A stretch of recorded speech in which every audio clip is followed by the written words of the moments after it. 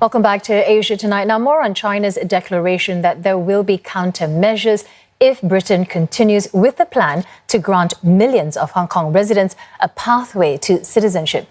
Ollie Barrett joins us from London with Britain's reaction to China's latest statement. So, Ollie, what exactly could Prime Minister Boris Johnson's offer of citizenship to Hong Kong residents entail? Have there been other offers of this scale?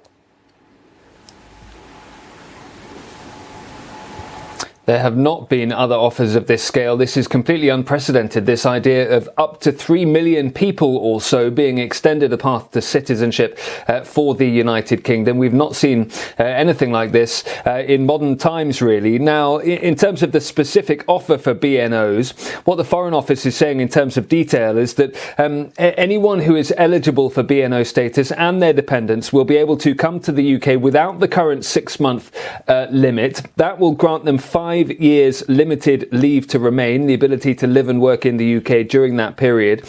After that 5 years, they'll be able to apply for what's called settled status, and a further 12 months after that, apply for full UK citizenship. So that is a period of several years, but it does open up that path to full UK citizenship that Boris Johnson and the British government have been promising they will follow through on if Beijing enacted the national security legislation. And what's the current thinking then on how many Hong Kong residents Britain can actually take in? Well, that is exactly what government ministers here in the UK are now being asked, and they don't have a very clear answer on it, in all honesty.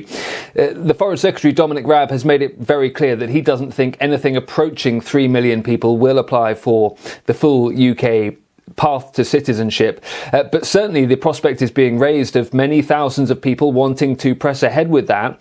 The time frame is also unclear as well. The UK Foreign Office is saying that the specific bespoke route for all of this will be set out in the coming months, but we don't know exactly when, and we of course can't predict exactly how many people will start applying for that immediately, how many people might wait and see a few months in terms of how things pan out in Hong Kong and then apply at a later date. And so all sorts of questions being asked about the UK's capability of taking in a large number of people, all the questions that raises about local services, accommodation, all of those issues are now being asked of government ministers, but as I say, no clear answers just yet.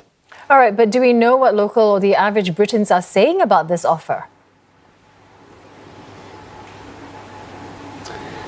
The polling actually suggests that British people are very much in favour of this offer being made to Hong Kong BNOs. Now, you might think that's surprising given some of the attitudes we've seen towards immigration in the UK in recent years, but the British government, the Brexiteer British government we now have in place, has always said that leaving the European Union, for example, was about taking back control of immigration, not about stopping it. And it does appear, as I say, in terms of public opinion, if you look at the polls, that this is an offer made by the British government that is backed by the majority of the British people. All right, many thanks for that perspective. Ollie Barrett speaking to us from London.